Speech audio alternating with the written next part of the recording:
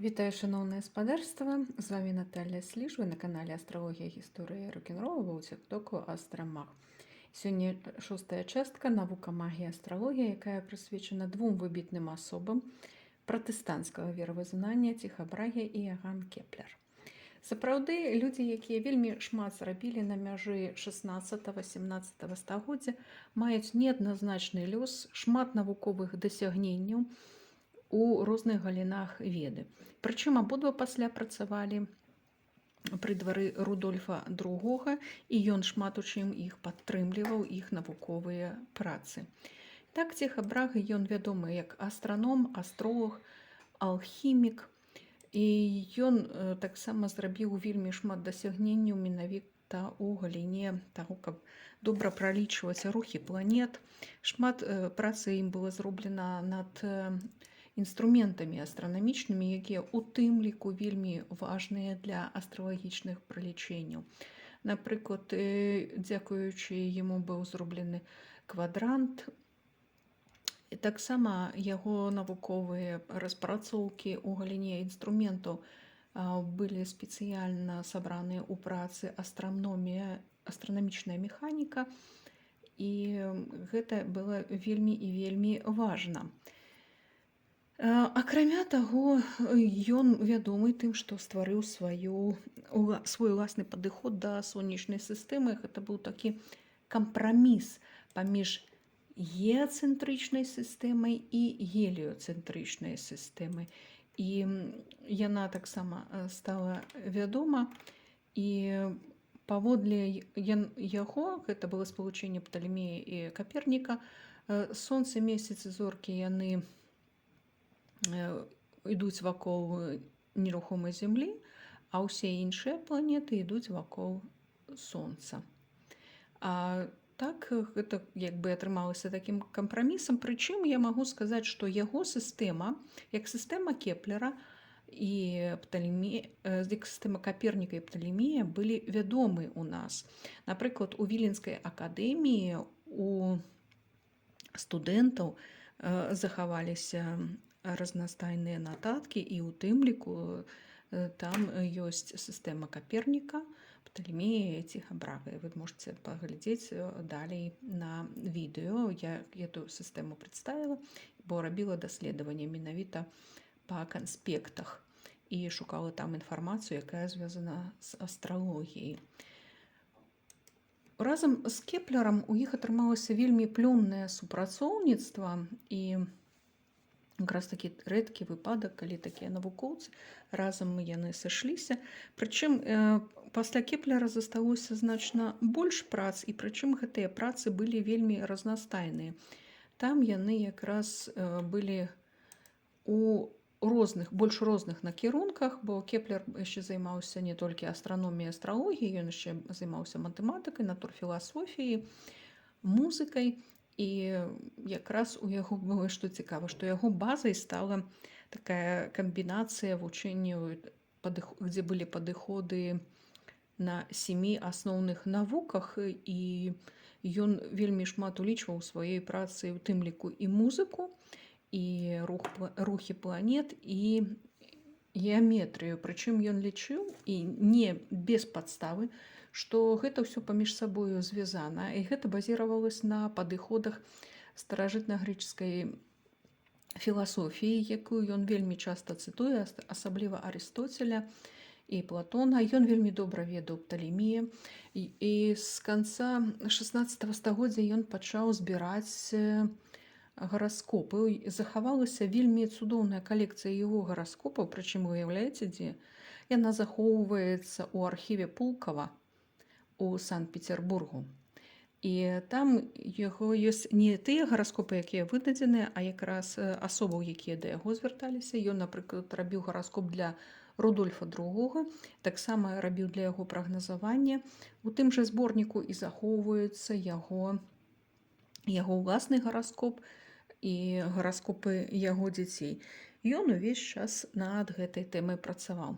Што цікава, у яго былі працы і па планетах, дзе ён вельмі грунтоўна паказаў і пралічыў рух Марса. Гэта была чыста такая астранамічная праца. Частка прац у яго была прысвечаная астралогіі, у тым ліку і прагностыкі. Ён у гэтым плане вельмі добра разбіраўся.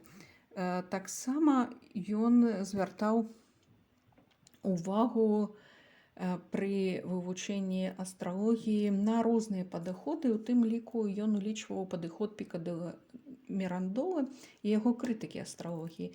І гэта вельмі добра бачна ў яго падыходах, што з аднаго боку ён як бы прымае астралогію, з другога боку ён як бы крытыкуе.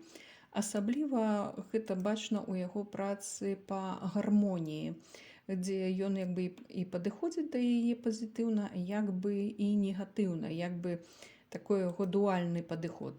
У канцы я прааналізую яго гараскоп, і вы зразумееце, чаму ў яго вось менавіта такі падыход быў.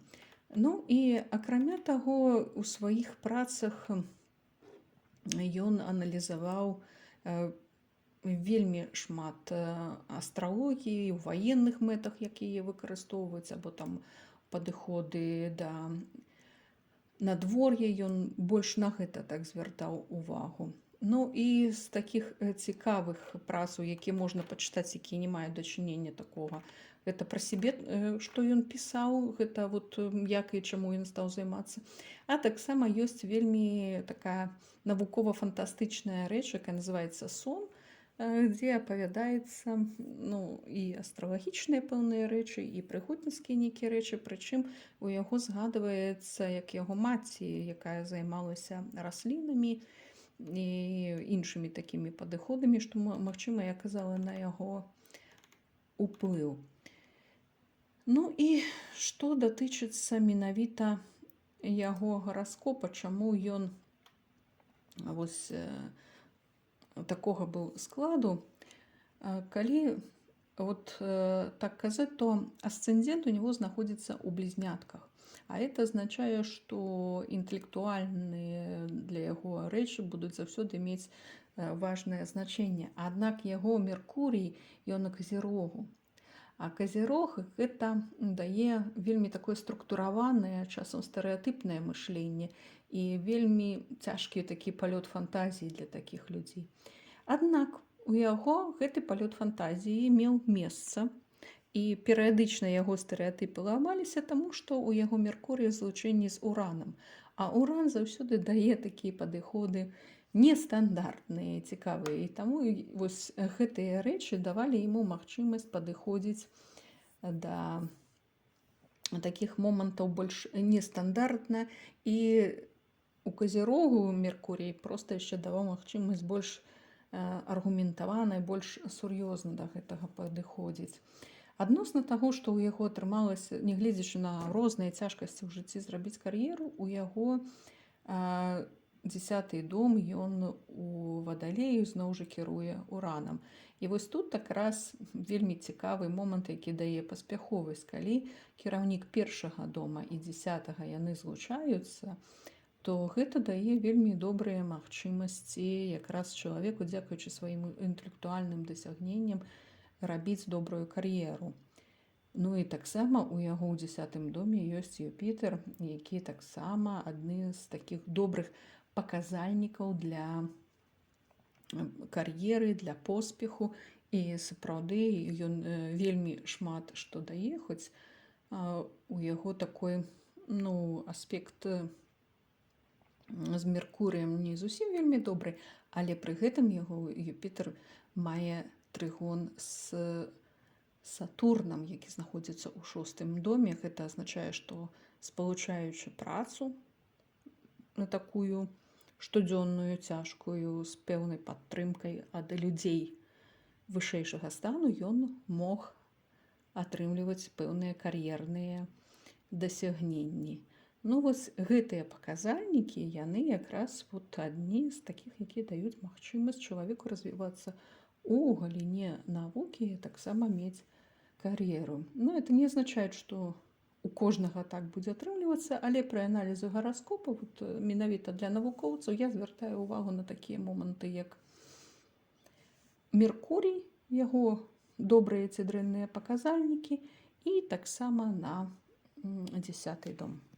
Дзякую за увагу. Калі вам все это спадабалася, ставце падабайкі, подписывайтесь.